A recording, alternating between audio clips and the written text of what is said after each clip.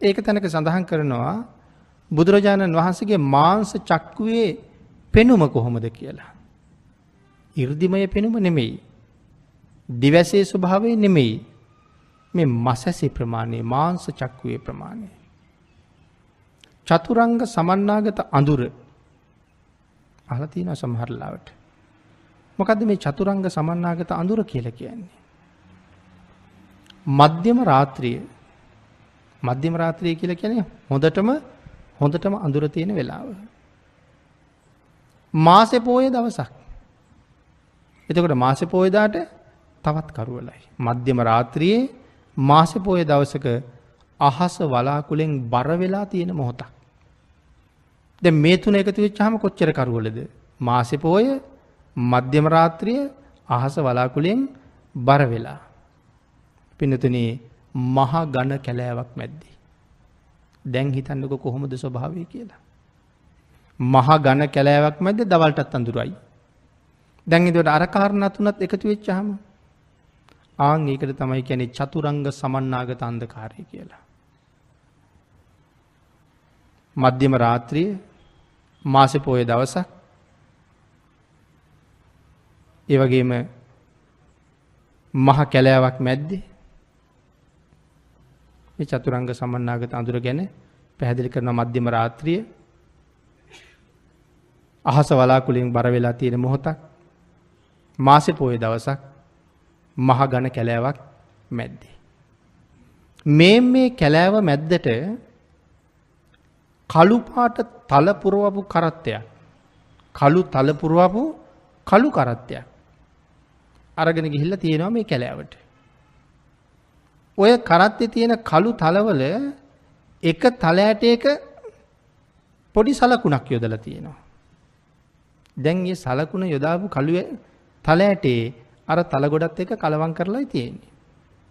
භාග්‍යතුන් වහන්සේට සඳහන් කළොත් ස්වාමීනි මේ තල කරත්තේ ඇතුලේ එක්කෝ දෙකට කපාපු තල ඇටයක භාගයක් තියෙනවා. එහෙම නැත්නම් පොඩි සලකුණක් තියාපු තල ඇටයක් තියෙනවා. ඒක හොයලා දෙන්න කියලා කිව්වොත් සඳහන් කරනවා කියන නිමේෂයට භාග්‍යතුන් වහන්සේ තල ගොඩ ඇතුලෙන් ඒ තල ඇටි අරන් දෙනවා කියලා. ඒ තරම් අන්ධකාරෙත් භාග්‍යතුන් වහන්සේගේ මාංශ චක්කුව පේනවා. ඒක දවල්ටත් රැයටත් එහෙම්මයි කියලා සඳහන් කරනවා. මහ ඝන කරුවලෙත් යොදුනක් ඈත ඊටාම පැහැදිලිව භාග්‍යතුන් වහන්සේට පේනවා. ඒ මාංශ චක්කුවේ පෙනුම දිව්‍යමය ඇසේ පෙනුමේ සීමාවක්වත් අපිට හිතා ගන්න බැරුව යනවා. භාග්‍යතුන් වහන්සේට ඥාන බල 10ක් තියෙනවා. ඒ වගේම භාග්‍යතුන් වහන්සේට කාය බල 10ක් තියෙනවා. මොනවද මේ කාය බල 10 කියලා කියන්නේ? ඇත් කුලවල හැටියට තමයි මේ කාය බල පිළිබඳව සඳහන් කරලා තියෙන්නේ. කොහොමද ඇත් කුලවල හැටියට කියලා සඳහන් කළේ? මේ ලෝකෙ පින්නතේ ඇත් කුල 10ක් තියෙනවා. කාලව කංච ගංගෙය්‍යං පණ්ඩරං තම්බ පිංගලං ගන්ධ මංගල හේමංච උපෝසත චද්දන්ති මේ දස. ඇත් කුල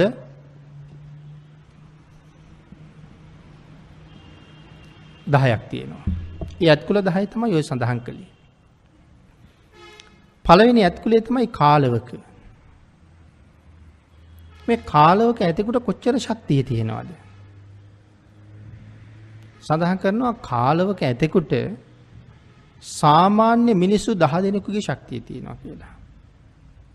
කාලවකෙකුට සාමාන්‍ය මිනිස්සු 10 දෙනෙකුගේ ශක්තිය තියෙනවා. දෙවෙනි ඇත් කුලේ තමයි ගංගෙය්‍ය. ඒතර ගංගෙය්‍ය ඇතෙකුට කොච්චර ශක්තිය තියෙනවද? ගංගෙය්‍ය ඇතෙකුට කාලවක ඇත්තු 10 දෙනෙකුගේ ශක්තිය තියෙනවා.